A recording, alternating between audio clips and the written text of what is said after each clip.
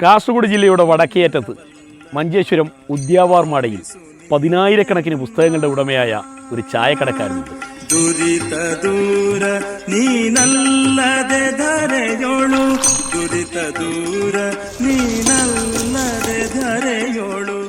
സുരേന്ദ്രൻ കോട്ടയാന്റെ ഈ അക്ഷര ചായക്കടയിൽ എത്തുന്നവർക്ക് ഒരു ചുടു ചായ കുടിക്കാം, ജ്യൂസ് കഴിക്കാം, പലഹാരങ്ങളുണ്ട്, ഒപ്പം വിജ്ഞാനത്തിന് പുസ്തകക്കൂട്ടും.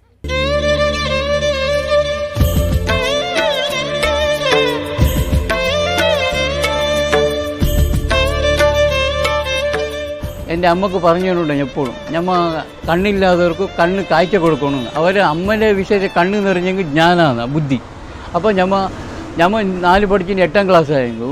ഇപ്പം നമ്മളുടെ ഇപ്പോൾ ഇതെല്ലാം ഇങ്ങനെ വായിച്ചതിനുണ്ട് നല്ല പഠിപ്പ്, നമുക്ക് അറിവ്, എല്ലാ അറിവും എന്നാ പറയില്ല, അതിനെല്ലാം മനസ്സിലായി ആയി. അങ്ങനെ ഈ വിഷയത്തിന് എല്ലാവർക്കും അറിവാണ്.